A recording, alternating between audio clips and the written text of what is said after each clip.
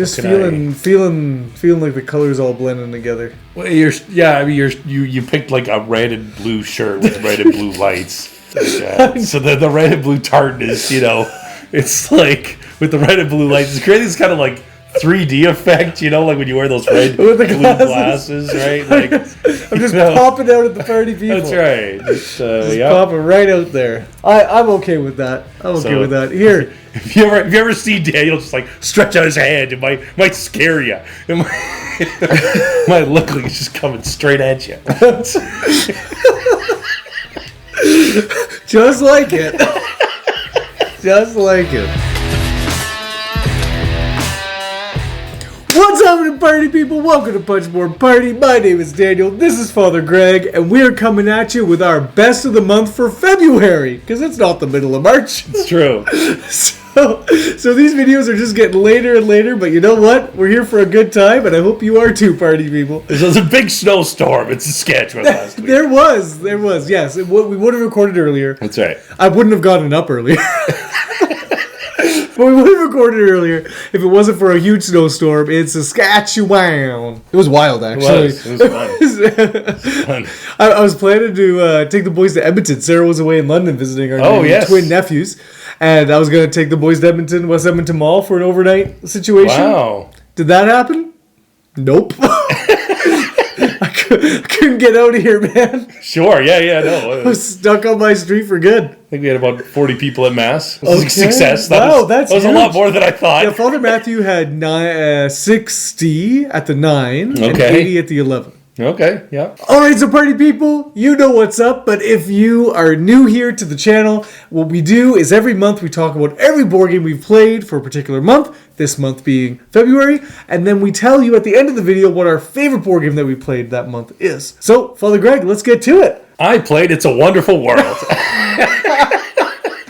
It was all a decoy. All true. I played It's a Wonderful World.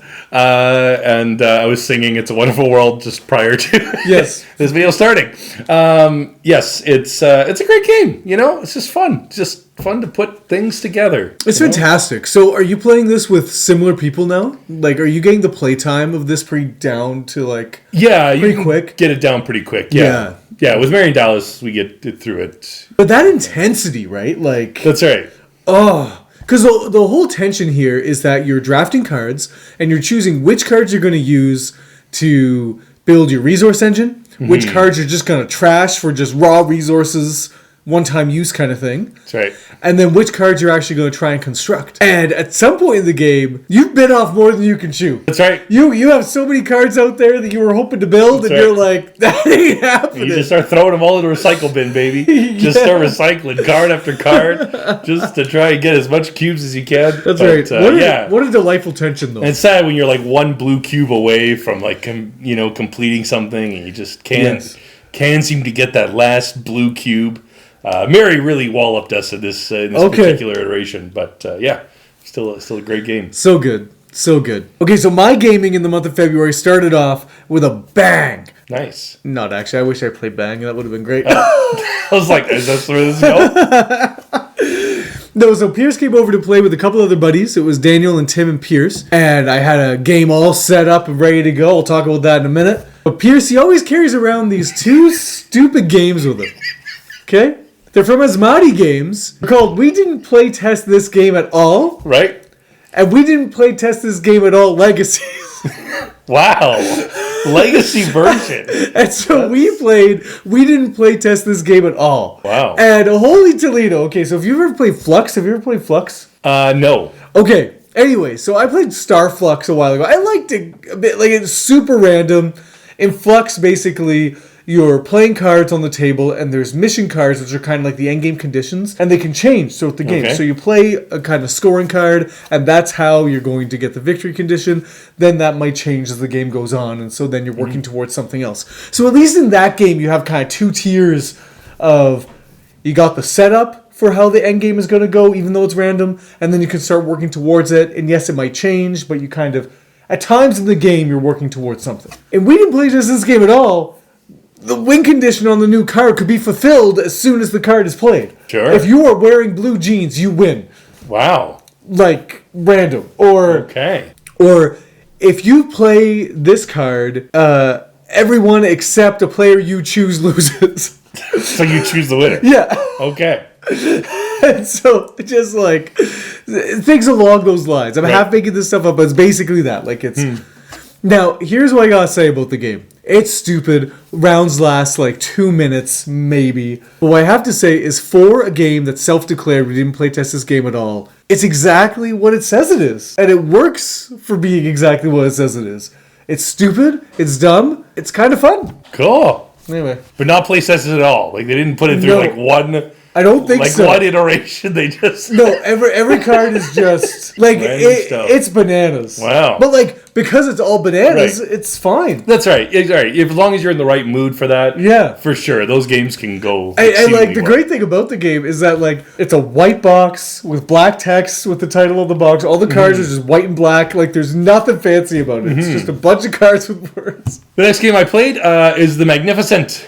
Hey, you always get after me for playing the same games over and over and over again, but you got your little repertoire. Well, so Barry and Dallas have a kind of consistent. They like to play games, consistently, which is good for me because I probably normally don't. Right. Although that's not true. You're right. Sometimes I do pick a game and I'm like, oh, this game's so good, and I just play it 5 times in a row. Right. But anyway, so they bring out the best of me, and then we played Adventures of Robin Hood, another game that we've played a bunch. We're one mission away from finishing the expansion, the Friar Tuck in Danger or something like that. Right. Yeah.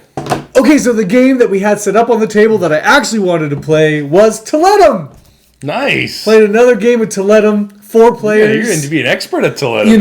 You know, I haven't lost yet. Wow. So I played 4 times, I think. And you know what? This game is the game that just keeps on giving. This is so good. You'll know me. If you know me, party people, you know that I love a good core mechanism that just kind of feeds into everything else. And so Tiletum, just having these dice that you're going to draft that are going to determine a resource that you're going to get and the number of that resource you're going to get, and then an action you get to do and the number of that action you get to do.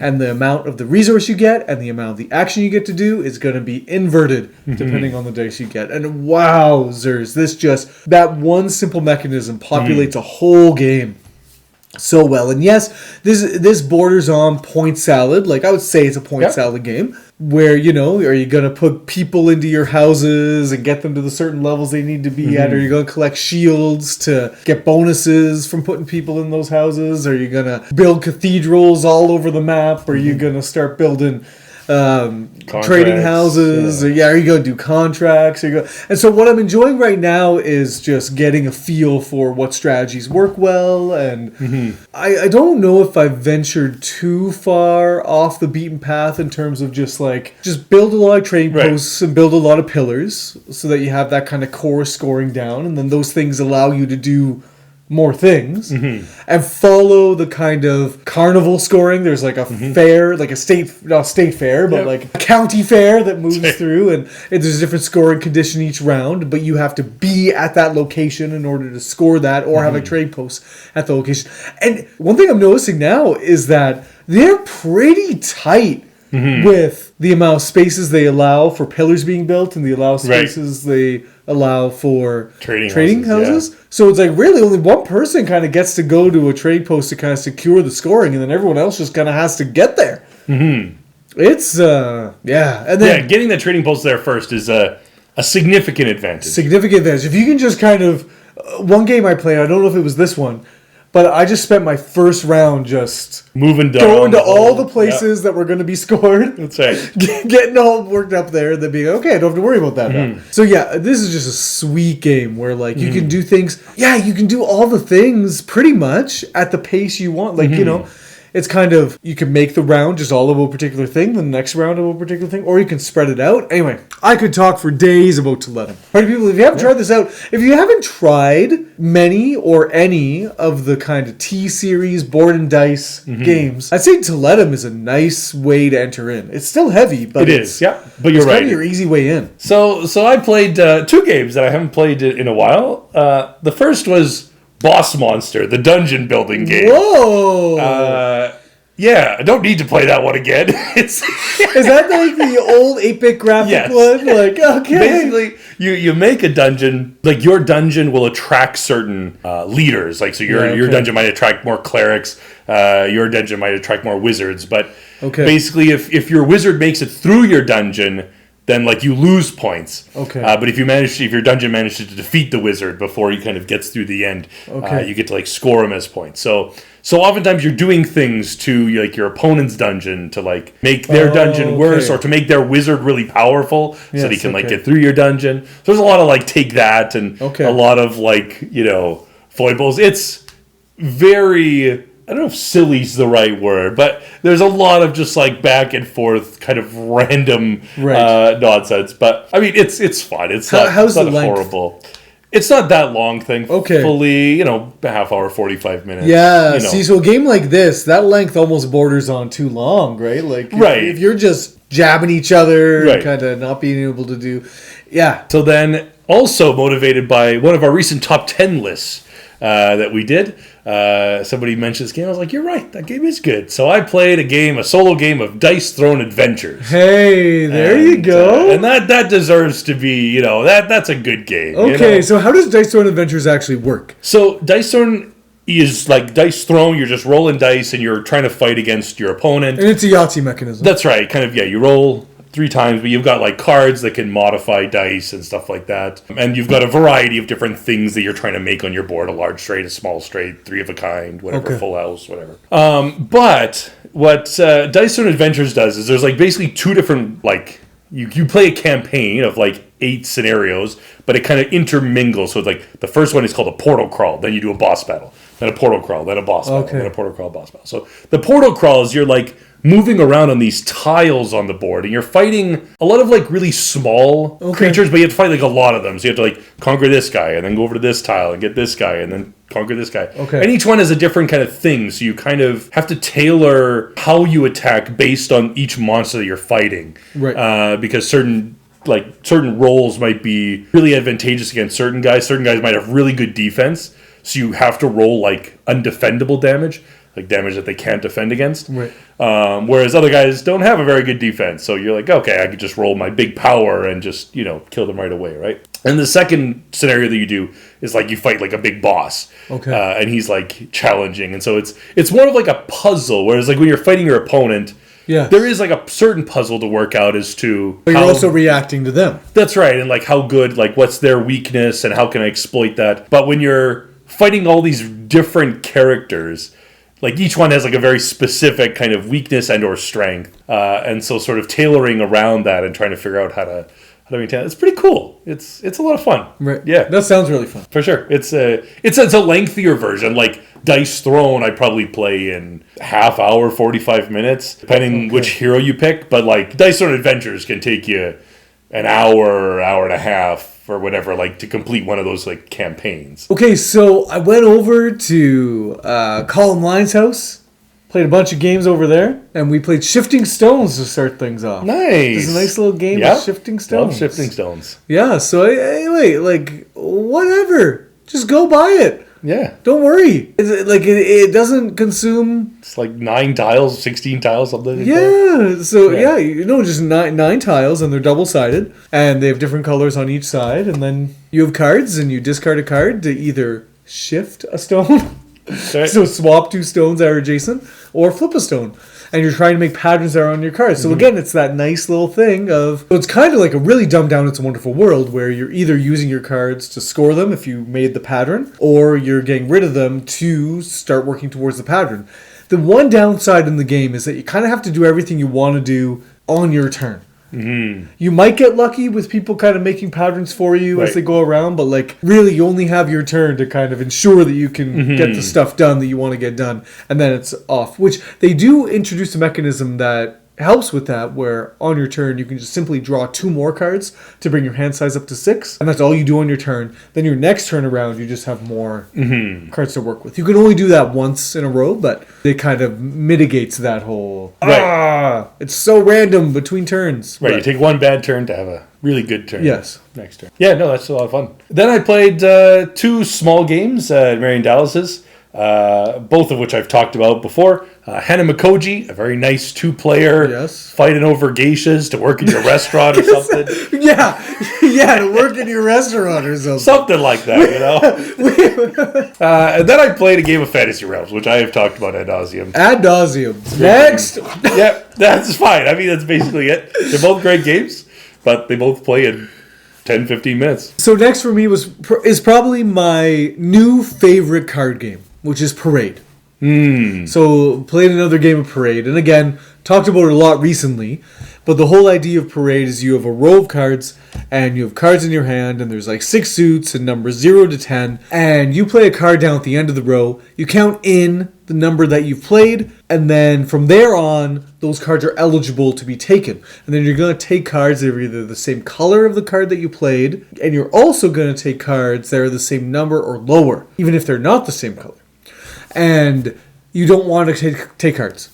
You want as few cards as possible. Right. Unless that's right, this is what makes this game fun. That's right. Unless you get the majority of a particular suit, then you're only going to score 1 point each for every card you've collected in that suit. So when you start collecting a particular color, you kind of want to just keep on collecting. But then people can snipe you and get one more than you, and now you're scoring all sorts of points. That's right. Oof. Woof. That's right. There's big swings in this game. Yes. You know, one card can swap, and at the very end, there's like a secret card that you like hold on to. Yeah, you have 2 cards that you're going to play to your tableau at the very end. And those can really, change the ebb and flow. That's right. You know, all of a sudden that turns 8 points into 58 points or something. That's right. So I'm just loving Parade. Like, this is like super filler.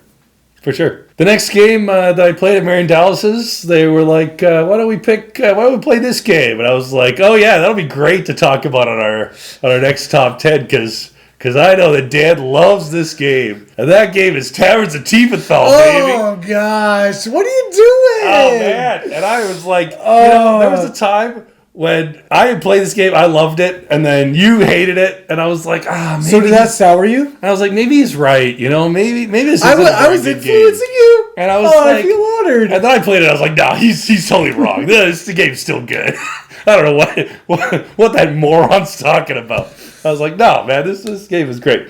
Yes. It's a little too random for a Euro, man. I get it. A little too random for a Euro. But no, we had a lot of fun. It's delightful. Just kind of, it all sounds good. Engine drafting, dice drafting, card, deck building kind of thing. But yes, there's a lot of little pieces, and do they all fit perfectly together? Maybe not, but, it's still fun. Go for it. Why not? No, don't go for it, party people.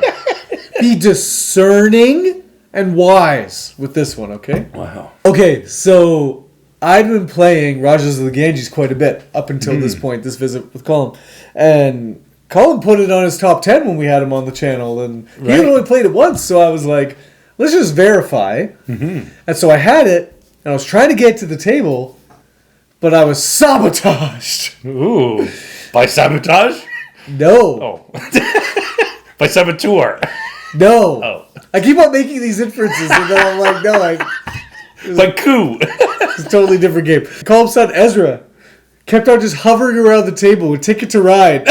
Nice. Being like, I just want to play Ticket to Ride. So we played Ticket to Ride. And you know what? I haven't played OG Ticket to Ride in quite a while. And so it was nice to play Ticket to Ride as a more experienced gamer and being like, oh, so this is how you do it. Right. And I did quite well. I think Colin beat me by a couple of points, but I was like, oh yeah, it just flowed and it was nice. Like, I picked routes at the beginning that just piggybacked right off of each other, and so then I got those all handled really easily, and then I started drawing some more tickets and was able to do those. It just felt good. It was just a game where everything was just kind of falling into my hands. And great, because I've played a lot of Ticket to Rides, and even a lot of them have grown. There's some much more advanced Ticket to Rides, UK and Japan, and some of those other ones are a lot more advanced and have a lot more intricacies involved with them. Not that any of them are really difficult, but it's nice just to play. Yeah, Ticket to Ride original is the big wide lanes. You can get wherever you want. Yeah, there's lots of options. Getting kind of worried and then realizing, oh, I can still go there. That's right. Yeah. It's nice. There's a few things that get cut off, but still, my big pet peeve is just like, why did they do the original edition with these tiny cards? I think you have like the 10th anniversary edition with big cards, but the original kind of regular box, it comes with these little tiny cards. And it's like, why don't you come out with just a normal edition of Ticket to Ride, not anything deluxe, not anything fancy, and just enlarge the card print? Because you did it for Europe, you've done it for Nordic countries, we know you can do it. Just make me a nice... They're calling them essential editions. Yes, Just make me a nice essential edition of Ticket to Ride with larger cards. It's the worst. What? No, I get it. Yeah, you're right. An essential edition would be good. I just hate Yes. It's like, this is not expansion. It's not a It's just like, what is this? That's right. So confusing. And it's everything that's essential to play the game. It's fair enough. That's it. I played Maglev Metro. And I had a great time with this one. I was introducing it to new players who had never played it before. You're driving these like metro trains around, Berlin and New York, and you're picking up robots and you're dropping them at the factories, and then eventually you get humans. But like when you bring the robots to where they want to go, they make your trains better. Okay. Basically, they like improve your engine, whereas the humans score you points. Okay. It's getting the worker to where he needs to go. So you take robots, and one of the spaces that the robots can go to will give you extra turns. The other space will improve the amount of distance you can travel with a single move. The other one will improve how many people you can fit in your train, or how much you can pick up or drop off. The other workers you can put to that enables you to pick up humans. Like you have to unlock the ability to pick up certain humans. And there's different colors, like diplomats and artisans and office workers, and but then the people give you points. So it's a certain point of you start collecting robots, but there's that kind of, when do I want to start transitioning into focusing more just on picking up humans? Because you can just get a whole bunch of robots, and then your train's super, super good, but you're still not scoring any points. Yeah, I'd be into trying this out at some point, for sure. It's a lot of fun, and stylistically, it's a game that has a lot of amount of board appeal. You have these translucent tiles, so your tile can go around mine, and the way they've designed them, so even if we're both turning, I take the inside corner, you take the outside corner, and stuff like that. There's just it's really good looking. I need aesthetic. Splendor Duel. Nice. So Splendor Duel just keeps coming. Let's go. Splendor Duel. Rock and roll, man. This is a highlight for me. Splendor Duel is just, I'm glad I got it. I'm glad I got it. It's really nice to play, really fun to play. Pretty much in the middle of every first play, the person I've been playing with has said, I think this is better than the original. It just keeps happening. Yeah. I'm a big fan of these 2-player remakes. Yeah. One that I've never played that I want to play is Imhotep Duel. Yes. I've never gotten around to that, but that'd be fun. I'm just I don't know. We love Imhotep. There's something about just something that expansions don't really do, but when somebody really rethinks it and is what was great about this game? How can we distill that into a nice 2-player experience? Something about that. I don't know. Because some of these games are really great, but they lose a little bit of their luster at 2. Again, Splendor doesn't really fit that category, but. Right. Next, I played a game.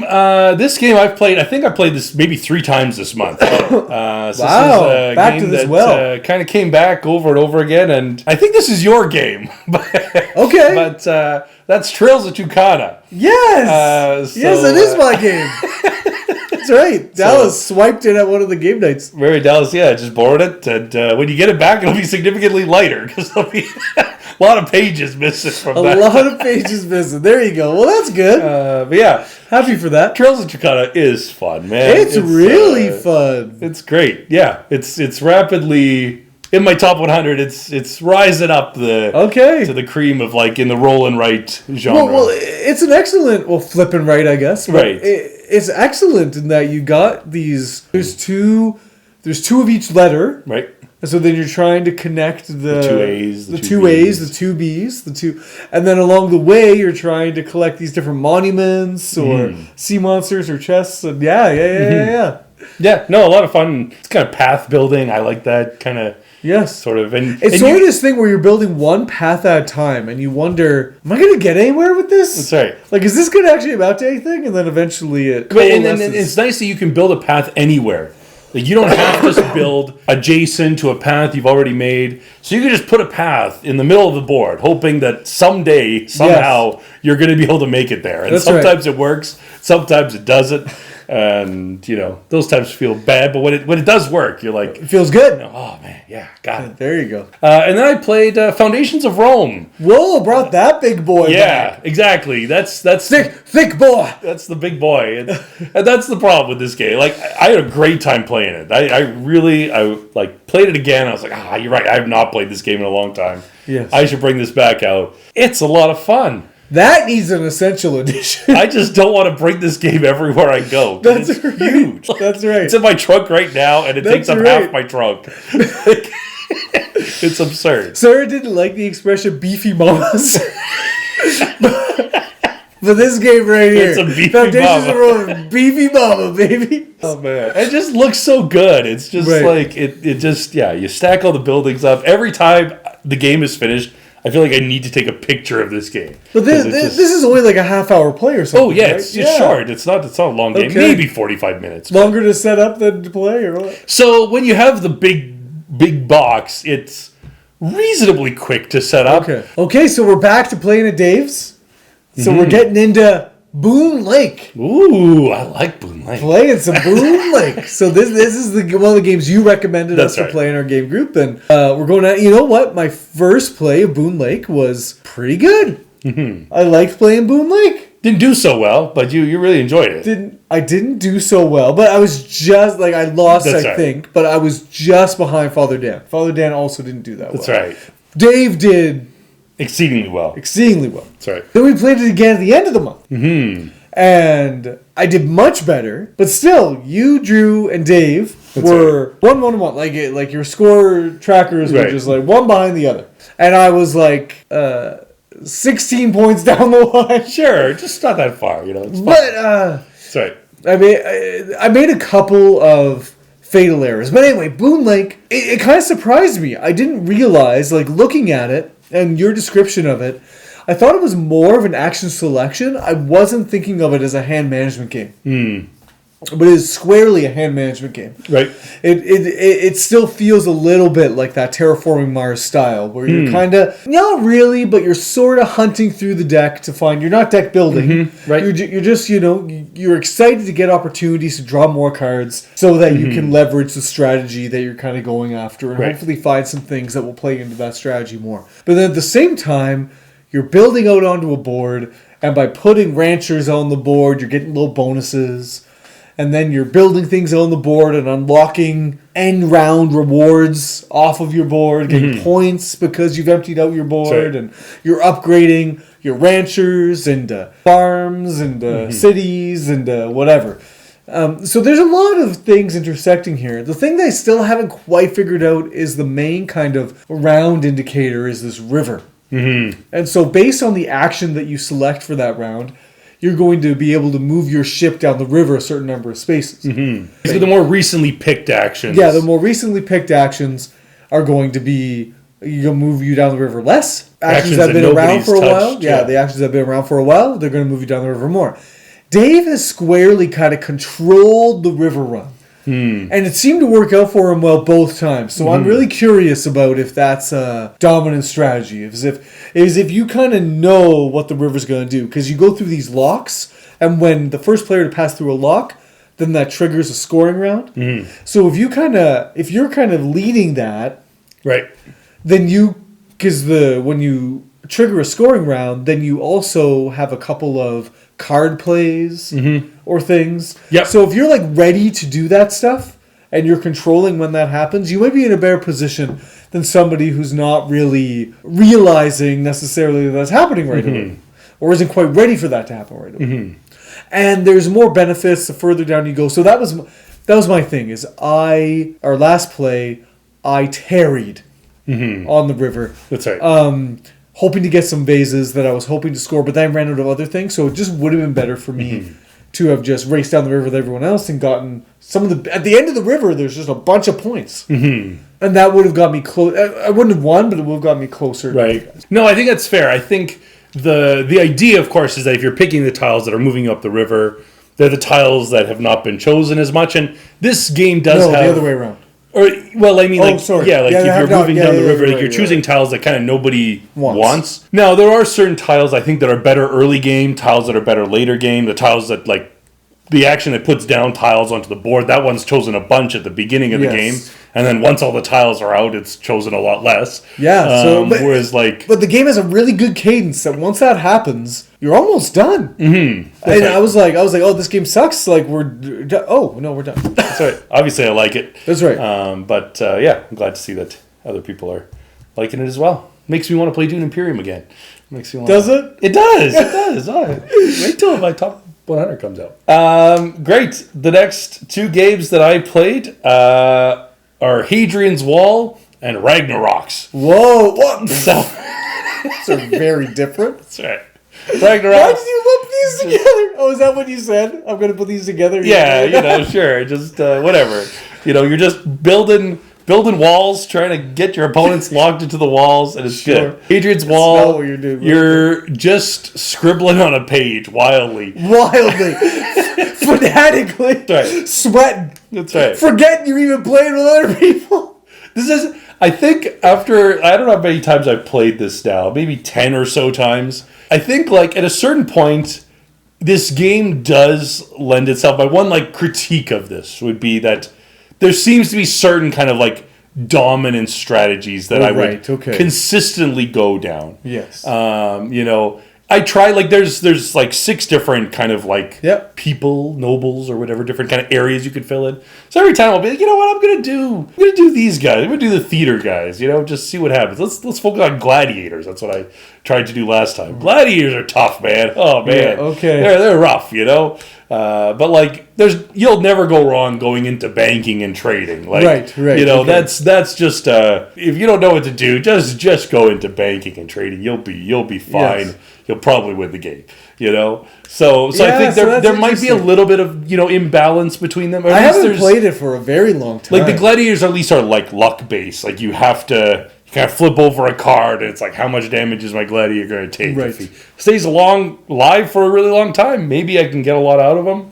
Right. But, like, oh, no, he's dead. No, it's really good, though. Still really enjoyed this game. Okay, so here we had I had Father Greg over, and Dustin was over, and we had a classics night. Because again, this whole idea of doing the top 100 again is games that rank really high for me last time around, but I hadn't played them in forever. And even when I ranked them the last time, I hadn't played them in forever. Right.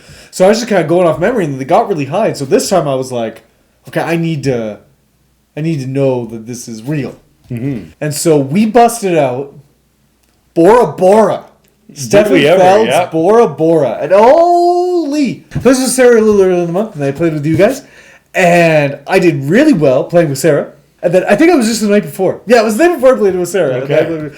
And I thought I was doing really well playing against you guys, but nah. You guys smoked me. You were looking good at the start. I was really worried about you. I was looking so good. I was worried about you. But then all these things. So this is point salad. Mm-hmm. And the crazy thing about this game now is that now that the hobby is sort of developed and evolved, especially with the T-Series games and things like this, is that now Bora Bora isn't so much a heavy hitter.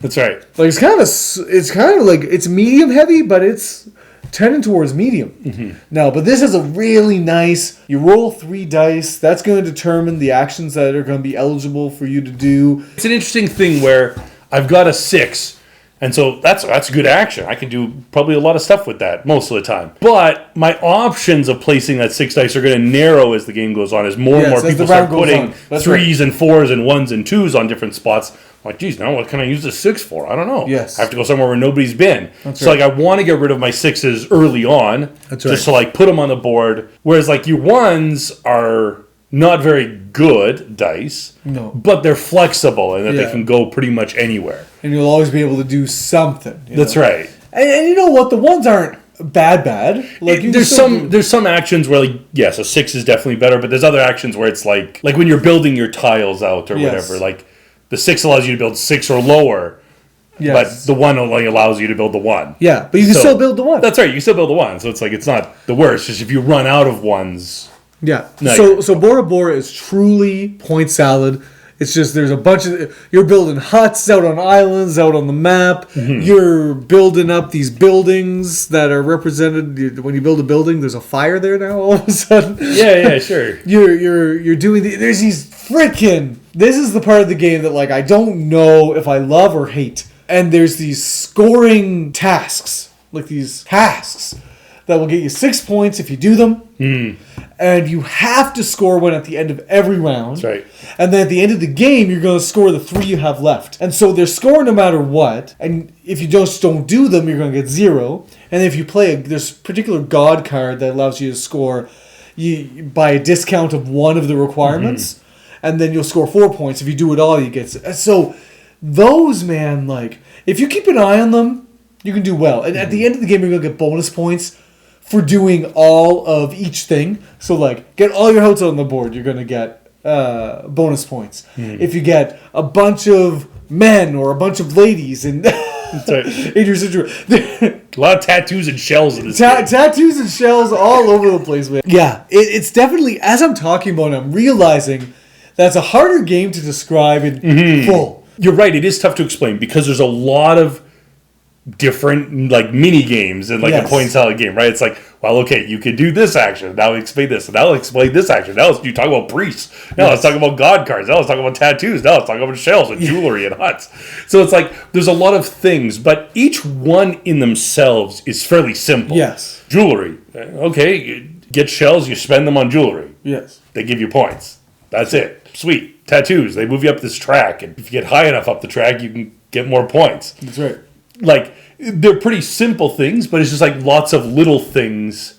But yes, how those things all play together, it hurts, man. Yeah. It hurts the brain. It's still my favorite Stefan Feld game. Cool. Now again, I need to play Castles of Burgundy again in earnest. No, you're right. This would be up there. Bonfire might be in that conversation for me. Yeah. But, yeah. Then I played a game of Merv. Merv, the Heart of the Silk Road. Who do you play this with? So I played it with 2 people that are prone to AP. Oh, no. And still a good game, but it took us a long time to get through that sucker. But yes, no, I still enjoy it. It's a lot of fun. It's very colorful, beautiful. Cool. But yeah, it can be... This is a bit of a... There's a lot of explaining to do. It's like Bora Bora. There's 6 different aspects of the board. Okay. It's like, you do this action. Okay, now we're going to go build some walls. Oh, and then this one you buy cards. And this one, you get technologies. And this one, you can score points at the end of each round. And this one, you're like building a mosque. And then the game starts and they're like, so sorry, what does this one do again? It's like, that one gets you cards. Oh. Yeah, how do I do that? Like, okay. Yeah. Let me just explain the whole game again. That's right. But yeah, a lot of fun. So then after playing Bora Bora, I told Father Greg at the beginning of the night that this was going to be like a classics night or whatever. He was like, whatever. And then I brought up the Voyages of Marco Polo. Yeah, that's classic for you. Yeah. Woo! That's...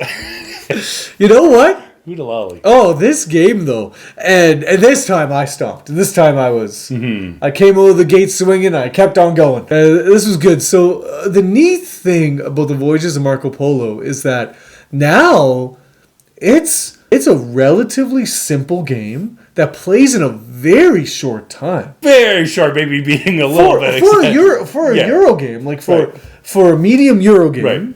This plays short. You're right. It's like 5 rounds, and the rounds are boom. Because, like, and again, an excellent core mechanism where you just have 5 dice, you roll them, maybe.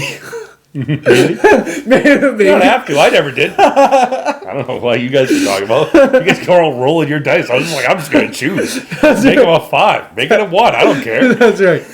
Good. And you might think that Father Greg was cheating, but he wasn't. Surprised me too. Yeah. Halfway through the game, they're like, you have to roll your dice. I was like, what? You do? Oh. Really sweet. So I think this game has a few different dimensions, but it's a bit more cohesive in that basically you're traveling around Asia and you're setting up trading posts in different locations, which will unlock new action spaces for your dice. So it's a dice worker placement game where you're placing dice and based on the lowest value in the set of dice that you place, because different locations might require more than one dice. You're going to be able to do that ability to a certain power level, or you're going to be able to choose contracts that far into the board. So you roll your dice, you start placing them out. But I love going across this map, and wherever you end up, you're going to build a trading post. It's either going to give you a kind of beginning of round bonus, or it's going to give you a new dice worker placement space to open up. And often there are these kind of conversion spaces where now you can trade these resources in for victory points or these resources in for money. But the trick is that whatever pips are on the dice that you place at that spot, that's how many times you can do that transaction as long as you have the resources to do it. When I played this game a long time ago, I would always approach it from at the beginning of the game. You get these kind of route cards where it's telling you different locations that you need to get to, and if you get to these locations, you'll only get this number of points. And then if you get to all 4 of the locations on the 2 cards that you've gotten, then you'll get another bonus 10 points or whatever the case may be.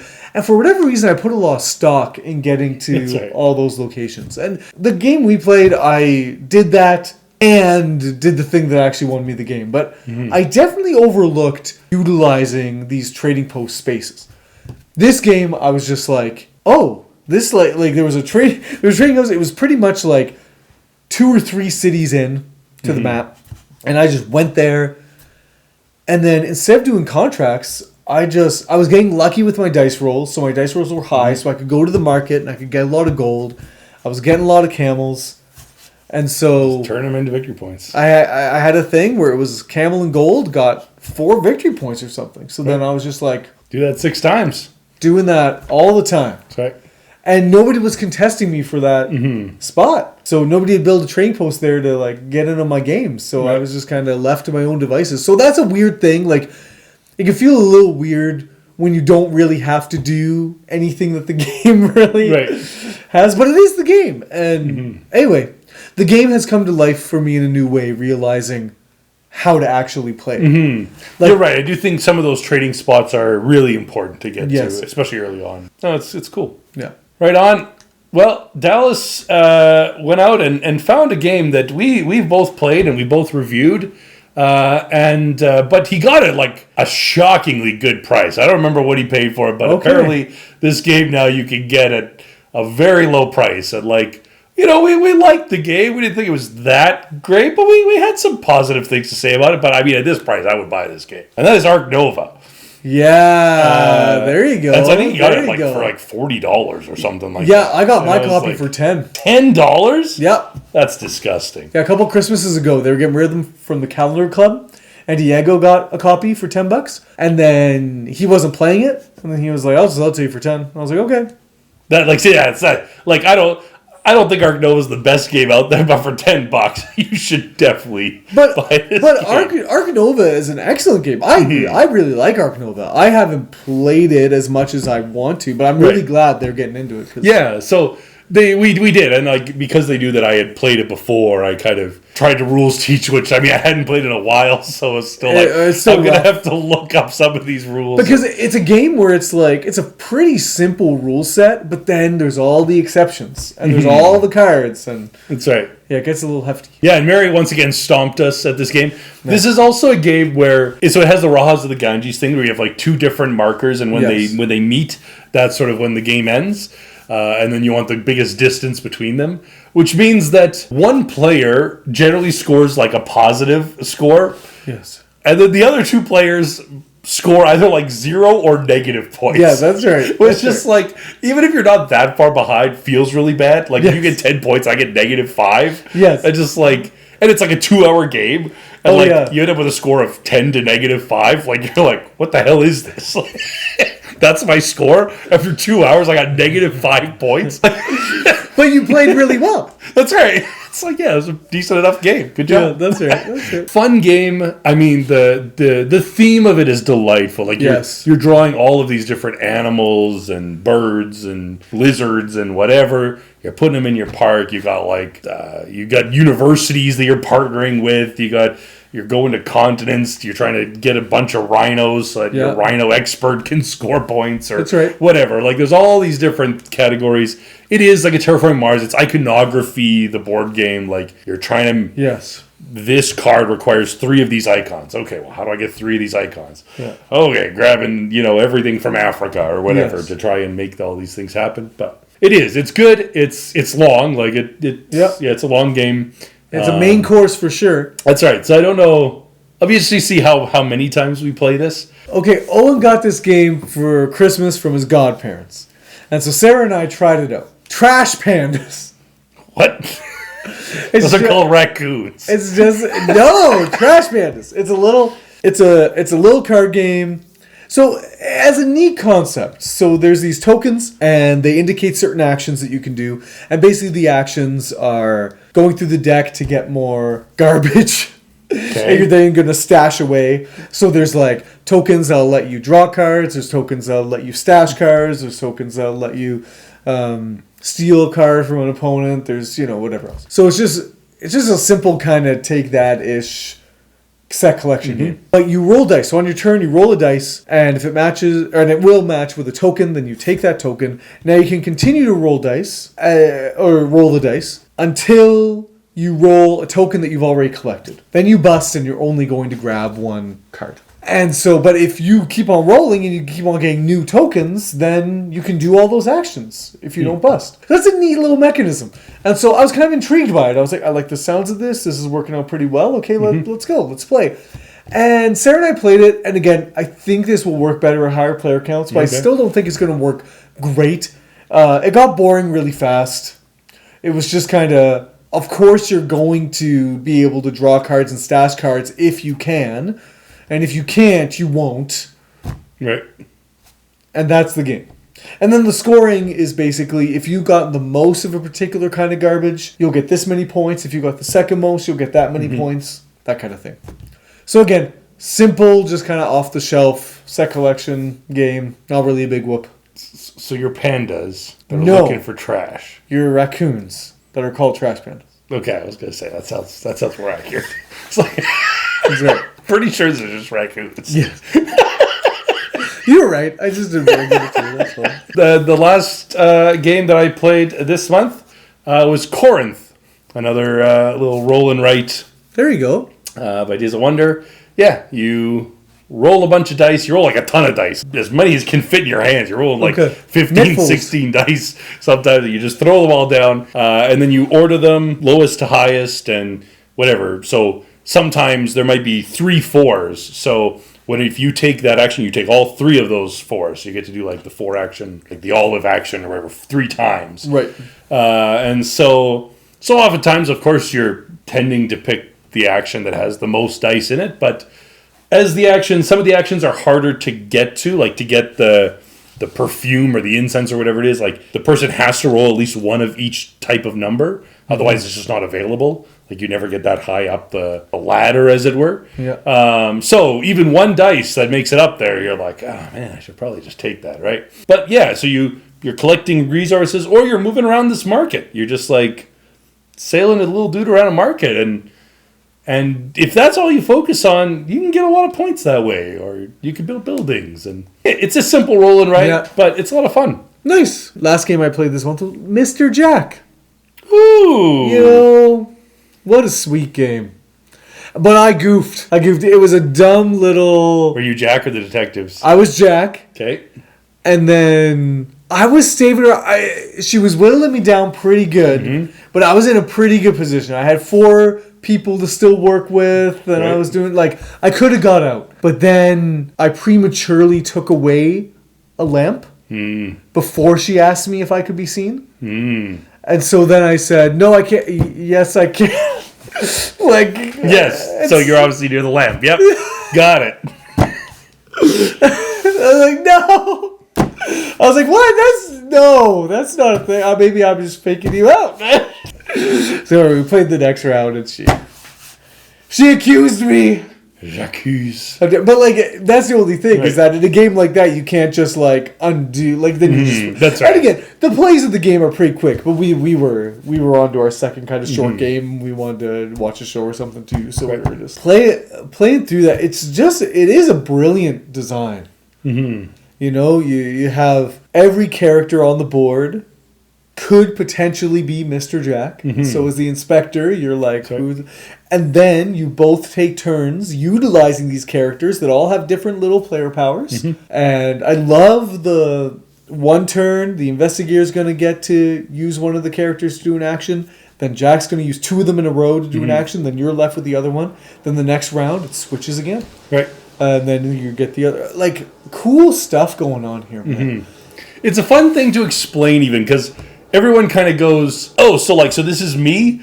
And you're like, no, like, you're one of these players is Mr. Jack, but you're not going to control Mr. Jack all the time. Like, I can move Mr. Jack, you can move Mr. Jack. Like, all of these players are all controlled by all of us, right? And so it's like, it's a bit of a fun, like, oh, okay, until you start playing and they're like, oh, I gotcha. Okay, I see how this goes, right? And it's neat, right? Because it's like you want to get like everybody either in the light or everybody out of the light, but if you're the inspector, you want to get it kind of even Steven. Mm-hmm. Cut a whole bunch of people. I saw this great little skit years ago about this game.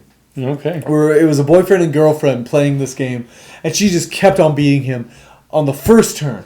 She kept on landing on the... And then the reveal at the end of the skit was that every time he looked at his card to see who he was as Mr. Jack, it would reflect in his glasses.